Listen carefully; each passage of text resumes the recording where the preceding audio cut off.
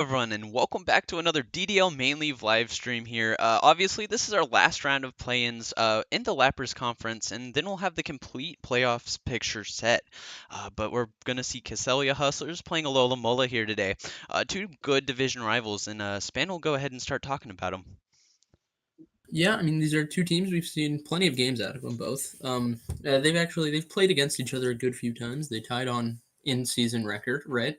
This is a pretty hype match, right? They were tied too, so there's no clear favorite in this match. And I mean both teams are pretty well. I mean I don't know flexible, but I mean Happy's generally more flexible here, right? Usually we don't see him run any form of speed control. Usually just adjusts to his opponent, right? We're seeing what is typical Happy. We're seeing a Snorlax, probably slow. Maybe Banded, maybe Assault Vest, maybe Life Orb. We've seen a bit of those out of him before in the past, right? Obviously, the Chandelure also usually a threat for most things. Sometimes it runs bulk and support. You never really know with this guy. He obviously has Queenly Majesty on Serena too. That usually comes in handy. And of course, he does have the Mega Greninja for outside of Trick Room. And then on Codebreaker's side, we see not a clear hard Trick Room team, but definitely a team that will probably try to set up Trick Room and work within those bounds at least once in the game. Right? We often see set up Goodra. We see, well, I mean, actually, I'm pretty sure he's brought the exact same Goodra with Shelter, Life Dew, Body Press, and Dragon Tail, or something along those lines every game. See the Spiritomb, pretty good support. And I mean, generally, these are two teams who, in the past, have made pretty good matches. And there's only high expectations here. This is only plans, but these are still two coaches who we hold in pretty high esteem, right? So no matter the outcome, it's probably going to be an at least fun to watch game. For sure. Yeah, no, and I think it's one of those matchups where I've been praying we got it at the end of the season here. And we actually do end up seeing it. So it's just really nice to see. And I think for this matchup specifically, the first thing that popped out to me is there's no like clear winner on paper. Both teams have a lot of counterplay, so it's going to come down to a lot of good gameplay from both coaches. And Happy being able to shut down potential beat up strats, I think, is going to be a big one here for Alola Mola. Um, But yeah, Haversack, did you want to go ahead and talk at all? Well, like you said, there's a lot of counterplay on both sides. Could see a lot of different variations on this matchup. Um, the beat up strat could potentially be very good on Codebreaker's side, depending on the opening. For sure. The And Sasui Gudra could be very dangerous depending on who is taken out first. and I But think yeah. yeah, and I think you brought up the beat up strat again. And I think that's one of Codebreaker's like go-tos at this point in the season. I don't think we've seen him not bring it to a game since he brought it that first time. Outside of maybe a couple matches. And obviously, this Hisui Gudra has been the unsung hero for this Alola Mola team. It came in and it started putting in the work right away on this Codebreaker team. So I'm excited to see if it can get set up, get the body presses off, and kind of just do what it does best: be bulky, get damage. And for the Spiritomb, like it's a really nice form of speed control for Alola Mola because it's good for reversing Trick Room. It's good for getting Wisps off, and it's great for foul play into some of these physical attackers that you otherwise don't want to worry about long term. And so it punishes a Snorlax setup with Curse if Trick Room does go up at all as well. But on Happy's side, I think it's one of those things where we got Heliolisk. I don't really see Heliolisk doing that much here unless it is a good form of speed control outside of Trick Room. Obviously, I think it gets T-Wave and probably Electroweb, as most electric types do. Um, but outside of that, there's not much it's doing. Snorlax, on the other hand, this is a scary mon in Trick Room. It can curse, it can belly drum, but as long as there's speed control for this thing to abuse, it's going to get a lot of damage off regardless. Um, so that's one of the mons that I'm worried about here. And then for Hustlers, other big mons, big threats, I think Greninja and Serena are both two big mons because they both have such good coverage into this Alola Mola's core outside of that Arcanine and the Houndoom. Of course, this Greninja is going to have to stay healthy for that Arcanine and be able to tank an E-Speed at +4 or +6 potentially. So that'll be interesting to see how that interaction works. But yeah, if y'all have nothing else to say about these two teams, we can go ahead and get into it. Span? Yeah, I mean, I think we're good to go. It is worth noting Dragonite could set up Trick Room, but I mean, I don't think we've seen it too many times. It's not really his go-to. Fraligator also occasionally tries to go for a Swords Dance. I don't think we've seen it work too well, but it's something to look out for. For sure. And we did send out the signal for them to go, I think. So if you'll just talk a little bit longer, I got to do something.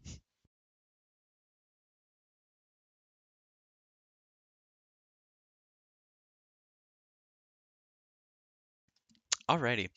So yeah, no. Obviously, talking a little bit more on these teams. Happy had a crazy good season in the long run in terms of like how he kept up with his division rivals, and obviously Mezagoza, who took the crown from Happy going into that week they played to decide the division, was unfortunate. But we will see Codebreaker come out with the Arcanine and Houndoom off lead, and the Chandelure and the Serena for Happy here is not looking that great. We only see one Flash Firemon potentially in the Chandelure, and the Serena just doesn't have a good typing into either of these two leads from Codebreaker. Span? I mean, it is. I'm pretty sure it's. This looks good. I'd be shocked if Chandelure, didn't click Trick Room here. That's my personal expectation. I think Codebreaker's also expecting it, especially into what could be two. I mean, obviously it's not Flash Fire. We do see the Trick Room out of Chandelure, like I said. We also saw Snorlax switch in and Spiritomb, right? Both players taking into account that they probably were going to be in a Trick Room mode. And now we see this Houndoom just kind of in an awkward spot as it's probably one-shottable via Snorlax. And Chandelure's probably going to go Shadow Ball, but it's not quite clear. And we do see that Chandelure switch out into the Komodo here, and the Feraligatr switch for Codebreaker. Foul play not doing very much into that Komodo slot. He Crash does only 40% into the Spiritomb, and that Snorlax didn't actually take too much damage at all. Yeah, I mean, we do see the Como switch, and this Como has in the past been a massive issue for Codebreaker. We've seen it set up one attack and then pretty much 1v9 the rest of the game, right? It is kind of up to. We do see the Feraligatr underspeed the Como there, which is interesting because I wasn't sure who undersped there actually, but I'll take over yeah, when play-by-play yeah, happens, yeah. just for now. Just for now. Okay. We'll work on it later. But yeah, we see the Protect come out from that Feraligatr, just trying to preserve it. We see the Wisp go out into this arena. Happy now burned on 2 Mons here, just nuking that damage output. And that Play Rough not even doing 30% into that Spiritomb thanks to the burn. Yeah, I mean, it's kind of unclear what's going to happen now. Trick Room is about to go down, and Happy's kind of in an awkward position here. Neither of his Mons are really doing anything. And we see that Goodra switch in here, the Icy Wind to prepare for being out of Trick Room. This Snorlax already slower than the majority of the things, and that high horsepower doesn't do much into that Spiritomb slide, as that drop kick does only a measly 3%, but drops the attack and the speed on this arena. What is I that? mean, yeah, Gooey on Goodra is something we don't usually see. I feel like most people expect it to be Sap Sipper. This Gooey is going to come into play here as the Serena's under beating now. An ally switch plus a shelter here makes this Goodra just so much more bulky than Happy even wants it to be. And this Snorlax taking lots of chip at this point, now under half. The Dragonite switch Yeah, I in mean, for Codebreaker to complete a very strong turn. Serena pretty much useless here because with Snorlax, at least you're used to it being slow. Serena usually depends on its speed to be able to do a lot, and it's burned on top of that. And So we this see is the kind of air a rough slash off. miss into that Serena. The body press picks up the KO into the Snorlax, and Play Rough not doing very much thanks to that burn. And Yeah, multi-scale. this seemingly is kind of going downhill for Happy here. He kind of set up Trick Room haphazardly, left his Chandelure there, not much to do, and we've seen Codebreaker take advantage of that switch and just generally make like a huge lead here. And that Heliolisk will switch in here for Happy. He's going to see if he can get something going. It'll be interesting to see what he has up his sleeve. Yeah, I mean, Helios has decent coverage. I don't think it has Ice Beam, but it still hits this non-Mega Dragonite for neutral damage. And the Protect comes out from that Dragonite and the Serena here, and it will be interesting. We see the Heliolisk use Dragon Pulse into the Dragonite, into the Protect, and that Body Press gets that Heliolisk down to its Sash. We do see that read from Codebreaker. I am pretty sure Heliolisk gets Earth Power, so although I don't know, it might not, but I'm pretty sure it does, which at And that least to me would switch have comes out. Dragon made Pulse different. goes into that Houndoom here, but we see another Shelter come out for that Goodra. Dropkick going into the Goodra again, dropping the Serena speed to the lowest it can possibly go here. Yeah, I mean, at this point, I'm just shocked the Serena's staying in. It's slow and it's not damaging anything. One's gotta wonder at what point do you just switch it out and hope it works out for the better, right? Because I mean, sure, maybe you get a crit, but what's it even damaging with a crit? Is the +3 Gudra? I mean, and there's also the body press on Gudra is getting And that boosted. Chandelure So will come in for Happy here. Happy did take advantage of this, knowing that Codebreaker's not going to target that Serena slot. But Life Dew from this Goodra is going to make it such a uphill battle for Happy to even try to break through this Houndoom Goodra core here. yeah. And Beat Up Oh, goes into the Chandelure, is most likely going to pick up the KO here. As it does, that was a very big KO from Codebreaker. Losing that speed control knocks Happy right out of this, and the Vault Switch does a ton of damage, 54% into that Houndoom. Heliolisk trying to reset the field, get some momentum, but what does Gudra do could decide the game here. oh, And a Body Press that is into Greninja picks up the boy. KO with a crit! I mean, I don't think crit mattered, but that was a very bold switch to on what was probably a fairly obvious body press. I mean, he kind of needed to make a read there, right? He kind of needed Gudra to do something other than click body press to get back into the game. And the But Protect from Houndoom. Dragon Pulse finally going into that Gudra slot, not doing nearly enough after this. Gudra's just controlled the game for Codebreaker's side. And that Life Dew comes back out, getting this Houndoom above half HP again. This Serena not doing much damage. yeah, we are just seeing this Heliolisk do absolutely nothing so far, pretty much. Oh, yeah, and we do see Snarl out of Houndoom pick up the KO on Heliolisk, and we do see Serena retaliate. Not much to do. And that is going to be game with Codebreaker taking it home. I mean, it's a pretty one-sided match, all things considered. Codebreaker just kind of read him every step, right? For He sure. kind of he made a few somewhat risky plays, and they paid off. And we see Codebreaker really picking up the steam early here. Like he takes advantage of that Trick Room early, gets the KO, a really big KO, arguably into that Komodo. And Happy's just trying to pick up the pieces as Codebreaker gets that Gudra set up. And it's just a lost cause as he's making the wrong play consistently. And that heat Yeah, crash was yeah. crazy. One has to wonder what was the plan with Komo, because Komo is a lower speed than for Alligator, or is faster than for Alligator. My bad. So for Alligator would always underspeed into Trick Room here, and it's not like Codebreaker is someone we see play outside of Trick Room very often, right? I don't think it's insane to assume the for Alligator is going to be really slow. And I think that's really where Happy lost the game was that Como going down for essentially nothing. I mean, sure, maybe half a Spiritomb, but this kind of led to Happy losing control of the game, right? He now had to make switch into Serena. It kind of just he kind of lost control from here. I think we can get Codebreaker on here for an interview after all. So if you want to talk with Haversack on the game a little bit while I try to get that set up, I'd appreciate it. Yeah, I mean, Haversack, any thoughts? Right. As Codebreaker's coach, we did discuss the how scary Como would be and the importance of taking it out earlier. And as we see, that is what happened. And after that, the Gudra just kind of had its way. It's nothing really that Happy could do to take it out. Yeah, I mean, this Happy team is mostly physical attackers, with the few special attackers being Chandelure, who we've seen Happy bring mostly as a bulky Trick Room setter, or like someone to stop Trick Room, and then Greninja and Heliolisk, neither of which are gonna really hit through Goodra's insane special bulk. Because I mean, neither stab is really gonna hit it for strong damage. So it's kind of rough here once you let the Goodra set up for Happy. For sure, but welcome in, Codebreaker. Do you do mic at all, or are we gonna have to read it off? Yeah, sure, yeah, sure. I don't. Heck yeah. Welcome in. Do you want to lead the interview today, Span? I mean, sure, yeah. I mean, all things considered, I think we're all wondering, Codebreaker, did you prep to underspeed Como? Like, what was the plan? Because obviously you can't always guarantee Trick Room, right?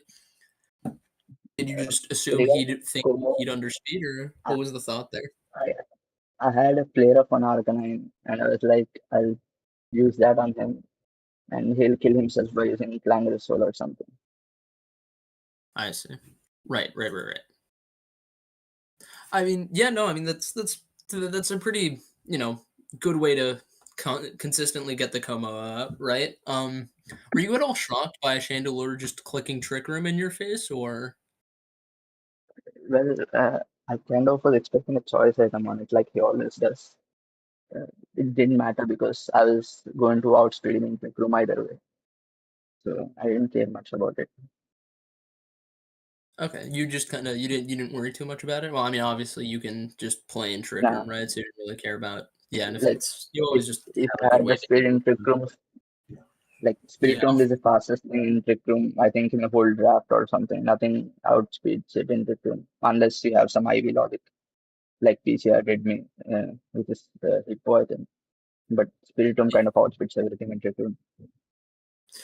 Yeah, I mean, obviously, like a general good game all around. But how do you feel going into playoffs? Obviously, this is your first season in the first coaches league. How does it feel to finally be making it to playoffs? Yeah, I don't know. Who am I playing again? You will be playing What? PCR Uh, and the Montanevera Hammers. uh, It's a tall yeah, ask for sure. I'll be honest, I'm not looking forward to that game. He always hits me hard. If it makes you feel any better, it's not one game; it's a best of five, so it's actually three That's games. I even mean, worse, right? You're gonna see me lose 3 times against him. You know, I mean, I Span's first can be fine. ever best of five series was him just genuinely getting like 18 0'd. Yeah, I got 12 0'd by Pekin or Yeah, by like Capital. In my defense, it was I a have best of four, something. not a best or a 4v4 I do have obviously. some things in mind. I I do have What? something in mind for this year, but You not really? exactly. I mean, I know I Yeah, for one I want to see someone beat the Italian man. This guy's gone I'll try at undefeated least for one way game. too long. he's giving Well, like We can try one game. scary. PCR's giving scary like Peverell season one vibes, you know? Like I don't know if he's stoppable. well, all I know is we will be prepared. Yeah. We For are doing a sure, lot yeah, of no. prep to be frank. Glad to hear it. Glad to hear it. I see some low level confidence, but some confidence nonetheless. I mean, Klumps, if you have any more questions, go ahead. I mean, obviously, Codebreaker, this isn't necessarily about playoffs or anything specific, but about your career. Um, obviously, to start your DLP career, you went like fully defeated in a season of Second Coaches League, and then Peverell leaves, ups and drops out, and you got to take over this team in first. And you're trying to defend this. How do you feel about your season? And was there any part of the season where it was like, yeah, no, I understand it now, you know? Yeah, like the second course is when I played, and I had a good team on paper, but it never worked out. Like I had all the hard hitting ones, but no support, no fake out, no nothing. Like this team kind of had few things going for it. And when you gave me the straps, I kind of realized. To be honest, the first team Terrell bought, only he should know how to play with it. Like no one knows. To be frank, I think he has Spanish as well, right? How it works. I'm not sure how that team worked, but yeah, I think I'm pretty good with this one. We loved having you on here today, Codebreaker, and I wish you much luck going into playoffs. You and Handy both. Um, Good luck. Sure, sure. Thank you. If you Thank want you. Sure. to start the outro, Span. I don't. I mean, yeah, no. This has been the last round of play-ins, to my knowledge. We are going to see Codebreaker go through, inevitably play Montenevera and PCR, and generally we are going to see now next week starting playoffs. We're going to see Codebreaker versus PCR, Gamer versus I'm not entirely sure who. Lot Someone. speech in the post Lots of developers. right. Yes, true.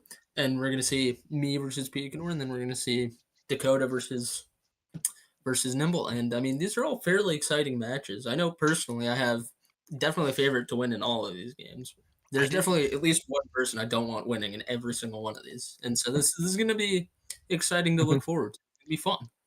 Yeah, and I think for me personally, it's one of those things where I didn't really make a dream board of who I wanted to see play who this season, but I think this is about as close as it can get to being hype for me, you know?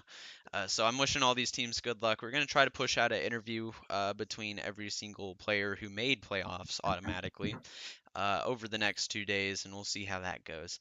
But thank you everyone for tuning in. If you enjoyed the stream at all, feel free to like, give us a subscribe if you really liked it, and we'll see you all in the next one.